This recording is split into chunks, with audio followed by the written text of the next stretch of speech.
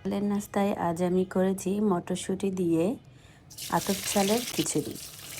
প্রথমে কড়াইতে সয়াবিন তেল দিয়ে এর মধ্যে পেঁয়াজ আর কাঁচামরিচ একটু ভেজে নিব। পেঁয়াজটা একটু নরম নরম হলে এর মধ্যে 2টা তেজপাতা দিয়ে পেঁয়াজটাকে আরও কিছুক্ষণ ভাজবো।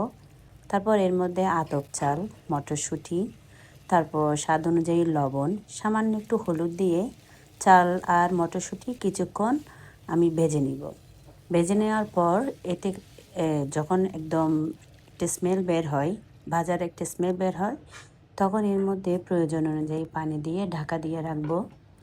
যখন চালটা ভালোভাবে ফুটে উঠবে তখন একবার নাড়াচাড়া করে যখন পানি চালের সাথে গায়ে গায়ে লেগে লেগে যাবে সেই সময় একটু ঘি দিয়ে আমি এটাকে দমে রেখে দিব। এই খিচুড়িটা সাধারণত এমনি খেতেও মজা লাগে। আজকে আমি অমলেটের সাথে সার্ভ করেছি। চাইলে এটা একটু আচারের সাথে খেতেও ভালো লাগে। কে কে এভাবে খিচুড়ি করে থাকেন কমেন্ট বক্সে জানাবেন। আজ এ পর্যন্তই। আসসালামু আলাইকুম।